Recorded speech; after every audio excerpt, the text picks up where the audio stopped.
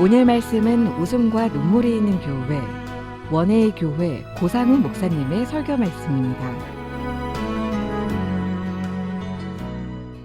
오늘 말씀 창세기 7장 말씀 2절부터 마지막 절까지 저희들 함께 보시면서 은혜 나누셨으면 좋겠습니다. 우리 지난주 말씀 6장 말씀 여러분 다 기억하실 것 같습니다.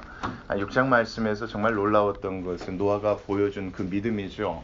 한 번도 뭘 본 적이 없습니까? 홍수가 지는 것도 본 적이 없고 한 번도 그렇게 큰 배를 본 적도 없는 사람이 하나님의 말씀, 특히 심판에 대한 이 말씀에 대한 믿음이 있었고 이 믿음 가지고 만들었던 것이 방주였습니다.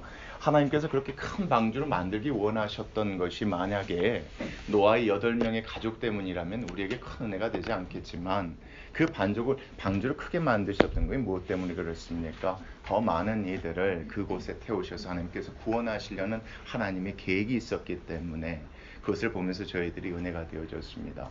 결국 하나님께서 우리에게 요구하고 바라시는 것이 있다면 하나님 눈에 보시기에요. 의로운 삶을 우리가 살아가서 한 명이라도 더 구원하기를 원하시는 그런 하나님의 뜻이 있다는 것을 6장 말씀을 통해서 배웠습니다. 그것이 바로 세상을 향한 하나님의 계획이었는데요. 오늘 말씀 세상을 향한 하나님의 또 다른 계획에 대해서 7장 말씀 보시면서 우리 함께 은혜 나누셨으면 좋겠습니다. 7장 2절 말씀 보시겠습니다. 너는 모든 정결한 짐승은 암수 7쌍씩 부정한 것은 암수 2씩을 내게로 데려오라고 하나님께서 노아에게 명령하십니다. 이렇게 명령하신 이유는 정결한 짐승 이것이 더 중요하고 이래서가 아니라요. 그렇다고 부정한 짐승 자체가 부정하기 때문에 이렇게 적은 수를 태우려는 것이 아니라요. 사실 하나님께서 세상을 창조하셨을 때 동물 만드셨을 때 보시기에 뭐 했다고 하셨습니까? 좋았다라고 했습니다. 하나님 입장에서는 다 귀한 동물들입니다.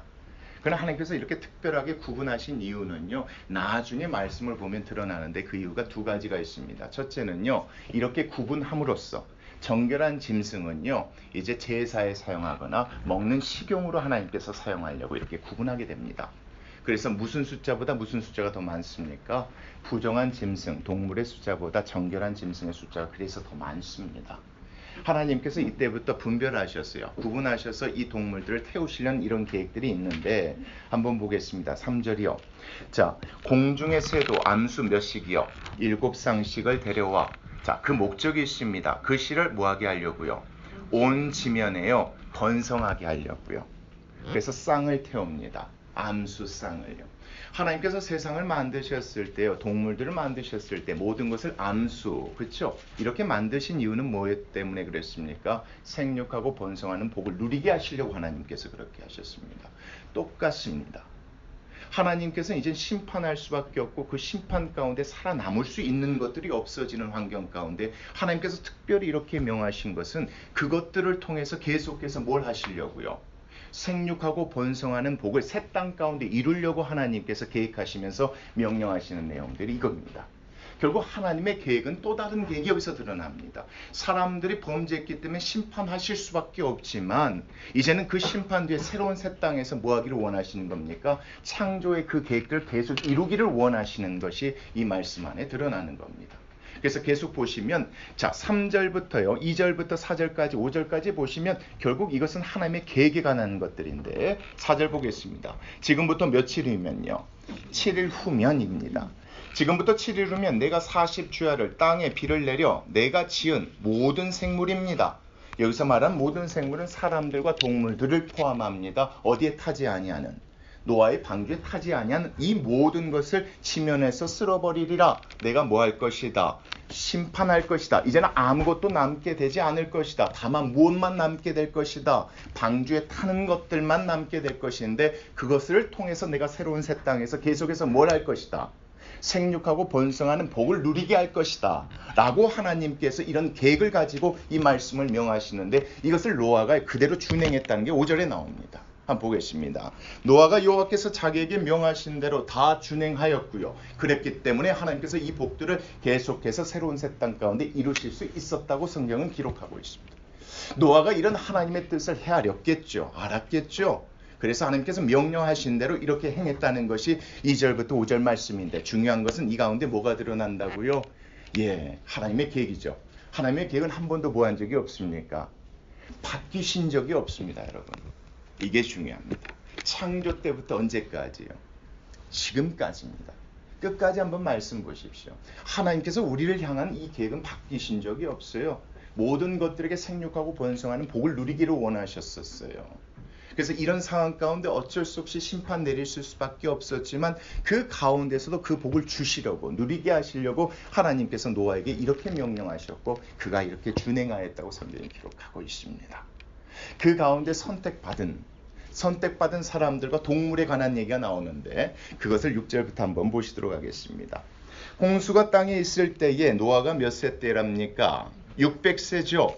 우리 지난 5장 말씀 보시면 아실 겁니다. 자, 노아가 자식을 낳았을 때 몇 살이라고 5장 32절 말씀에 기록되어 있습니까? 500세라고 기록되어 있습니다.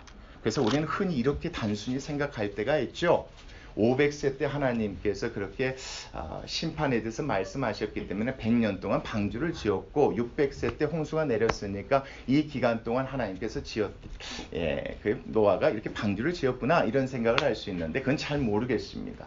잘 모르겠는데 중요한 건 뭐냐면 상당한 시간이 지나서 이제 일주일 남겨놓은 그 시점에서 하나님께서 이제 홍수를 내리겠다고 얘기하시는 겁니다. 한번 계속 보겠습니다. 노아는 아들들과 아내와 며느리들과 함께 무엇을 피해서요? 홍수를 피하여서요 방주에 들어가게 되는데 자 그때요 누구도 들어가게 됐습니까? 정결한 짐승과요 부정한 짐승과 자 새와 땅에 기는 모든 것은요 하나님이 노아에게 명하신 대로 암수두씩 노아에게 나와 방주로 들어가게 됩니다. 여러분 여기에서 차이점을 혹시 아시겠습니까? 6, 7절에 나와 있는 홍수가 이렇게 임했을 때에 7절 말씀요. 이들 스스로 어떻게 갔습니까? 방주에 들어갔죠. 그러나 동물들은 어떻게 했습니까? 나오게 되어졌죠. 이게 큰 다른 점이 있습니다. 그러니까 무슨 얘기냐면 방주에 탈 수 있었던 사람들은요. 어떤 사람입니까? 하나님께서 홍수를 심판하시겠다는 것을 믿는 사람들. 그렇죠? 이 믿는 사람들만 그 안에 탔겠죠. 왜요? 그 사람들만이 방주를 짓는 그 일에 참석하고 그 일들을 해왔었으니까. 그러니까 이 안에서 보면 하나님의 심판 가운데서 살아남았던 사람들은 뭐에 대해서 믿는 사람들입니까? 하나님께서 말씀하신 심판에 대해서 믿는 것이고 믿었기 때문에 행했던 이 사람들은 이 안에 타서 구원을 받게 되어진 겁니다. 노아 때문에 그 가족들이 구원받게 되어진 것이 아니라 노아를 통해서 그 믿음이 자녀들에게 흘러서 그 가족들이 다 구원받게 되어진다는 말씀인데 우리 너무 잘 알고 있죠. 가족 몇 명이 탑니까? 4쌍이 타죠. 노아 부부, 그렇죠? 아들 셋의 부부들. 이렇게 해서 4쌍이 타서 이 안에서 구원받게 되어지는데 그 뒤에 말씀 8절 9절 말씀 보면요. 이 말씀 안에서 보면 모든 짐승들 있죠. 이 짐승들은 누구에게 나오도록 하나님께서 하셨다는 겁니까? 노아에게 나와서 방주에 태우셨다고 얘기합니다. 결국 이런 심판 가운데서요. 하나님께서 선택해서 노아의 방주에 탄 것들에 대해서 얘기하는데 사람들은 믿음이 있는 사람들을 하나님께서 태우셨고 동물들은 하나님께서 뭐 하신 사람들? 뭐 한 것들이요? 택한 것들이요. 정결한 것들은 이렇게, 부정한 것들은 이렇게 하나님께서 구별하여서 태우셨다는 게 이 말씀입니다. 그러면서 한번 계속 보겠습니다. 10절이요. 7일 후에 뭐가 덮입니까? 이제 홍수가 땅에 덮이게 됩니다. 그리고 11절 말씀 보시면요.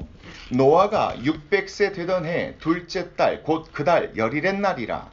그날에 무엇이 터졌답니까? 큰 기쁨의 샘들이 터졌대요. 우리 창세기 1장 말씀 보시면서 이해하실 거예요. 처음에 하나님께서 지구를 만드셨을 때 지구가 뭘로 뒤덮여 있었습니까?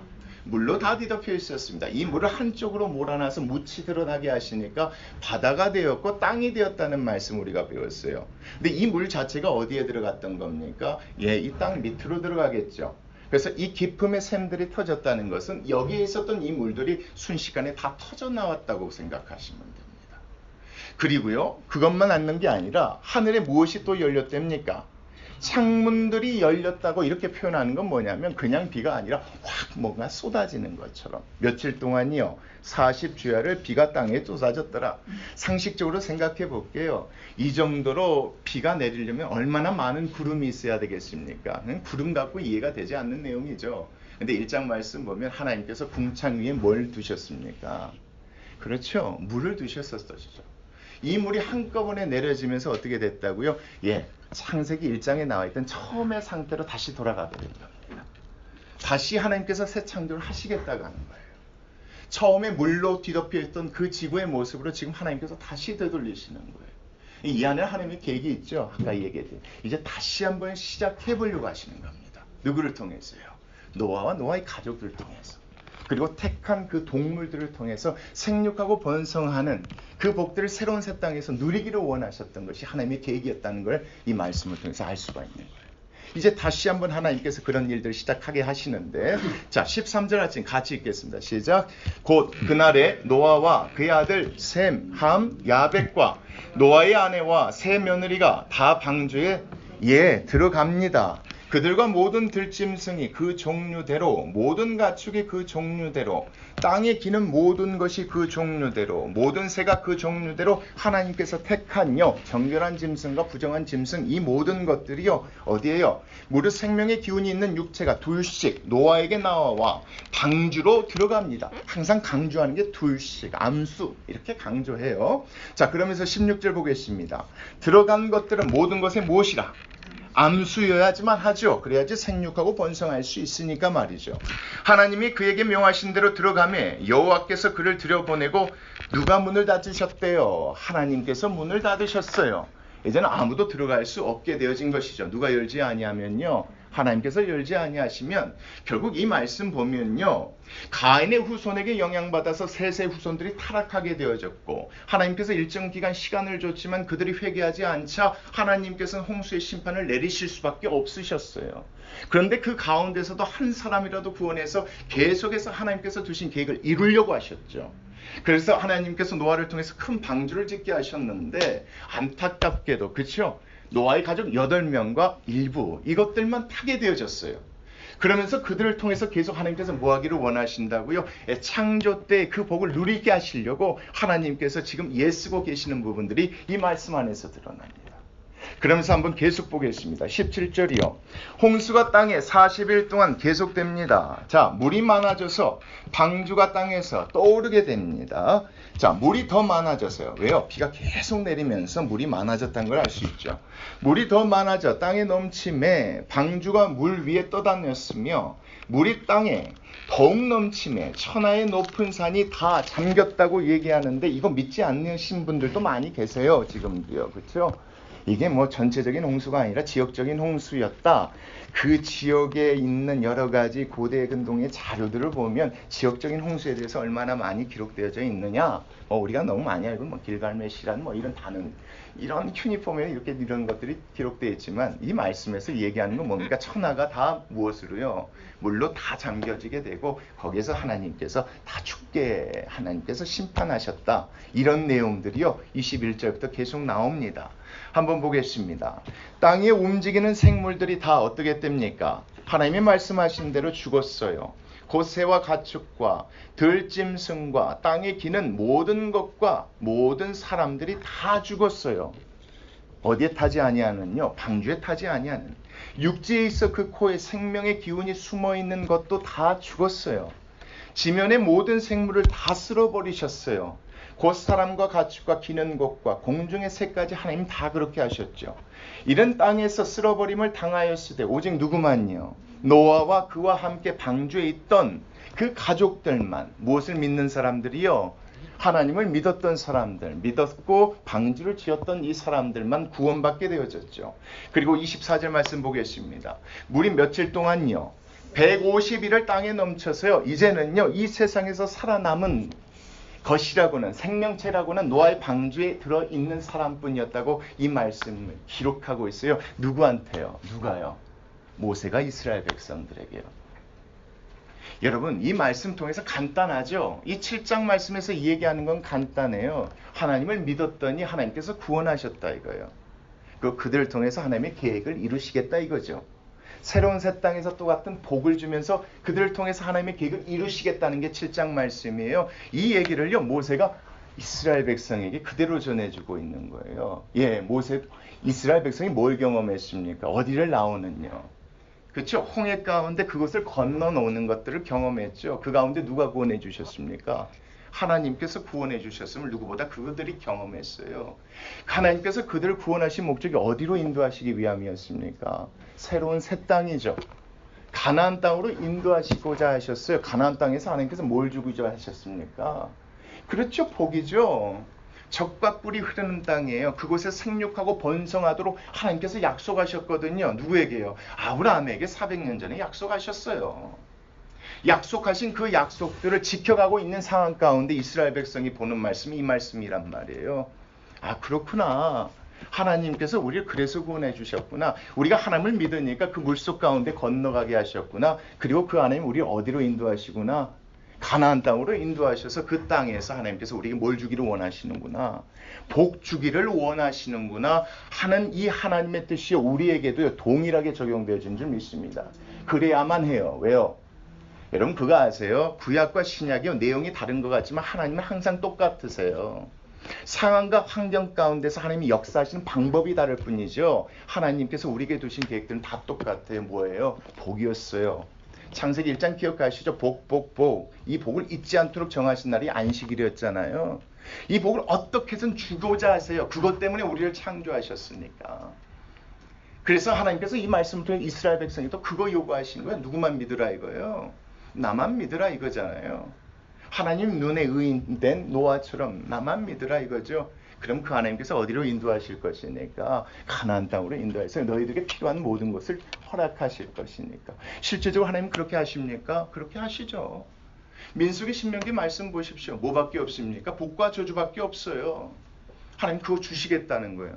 근데 내가 주려면 너희들이 거룩해야 된다는 거예요. 거룩하지 못하면 내가 줄 수 없다고 얘기하는 거예요. 똑같아요, 원리가요. 이 하나님의 은혜가 있어요. 누구에게요? 우리 삶 가운데 곰곰이 들여다보세요. 있어요. 우리가 생각하는 생육하고 복이요. 걱정 없이 만사형통하는 이런 복이면 좋겠지만 지금의 상황 가운데는 그렇게 하나님께서 복을 주시고 싶지만 줄 수 없는 상황이 있어요. 여러분 아시죠? 하나님께서 생육하고 번성하는 복을 주시기 위해서 처음에는요. 아무 걱정 없이요. 그냥 먹고 싶은 거 다 따먹을 수 있었던 환경이 있었었죠. 그게 에덴 동산이에요. 근데 이 환경이 바뀌죠. 바뀌어가요. 가면 갈수록 어려워졌어요. 누구 때문에요? 아담의 죄, 가인의 죄 때문에 어려워졌어요. 그런데 그 가운데서도 여호와의 이름을 부르던 셋의 후손들에게는 계속해서 하나님께 뭘 주셨습니까? 계속해서 그 가운데 복을 누릴 수 있는 은혜를 주셨다는 것을 우리가 말씀을 통해서 배웠었어요. 그러니까 지금도 동일하게 하나님께서 그 은혜를 우리에게 주세요. 근데 그 은혜를 우리가 모르고 때로는 다른 것을 우리가 기대하기 때문에 그 은혜에 감사하지 못하고 살아가는 거예요. 그래서 우리 마음 가운데 그런 감사가 자꾸 적어드는 것 같아요. 하나님 이것 좀 주세요. 저것 좀 주세요. 하나님 복 주신다고 했는데 왜 내가 이렇게 힘들고 어려워? 왜 이런 고민 가운데 있어요? 왜 이런 어려운 가운데 있어요? 자꾸 그러는 것 같아요. 근데 말씀 보면 그렇지 않아요. 하나님께서 복을 주실 때 요셉과 같이 형통한 복을 주실 때가 있지요. 정말 상황이 꼬이고 어려워요. 그런데 돌이켜보면 다 잘 됐어요.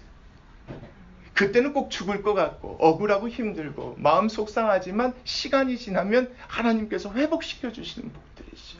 그것 때문에 지금 우리가 이렇게 건강하게 살아갈 수 있고 행복하게 살아갈 수 있다고 합니다. 공교롭게도 오늘 아침 어린이 아이들 예배 때 그런 얘기를 했어요. 이스라엘 백성을 40년 동안 인도하신 분이 누구십니까? 하나님이시죠. 옷이 떨어지지 않고요.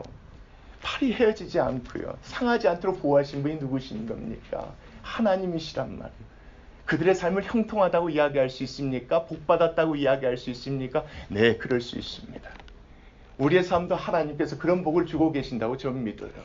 그 은혜가 있어서 하루하루 살아가는 것 같고 그 은혜가 있어서 그 은혜를 깨달으니 이 말씀에 사실은 저는 감사하고 감사해요.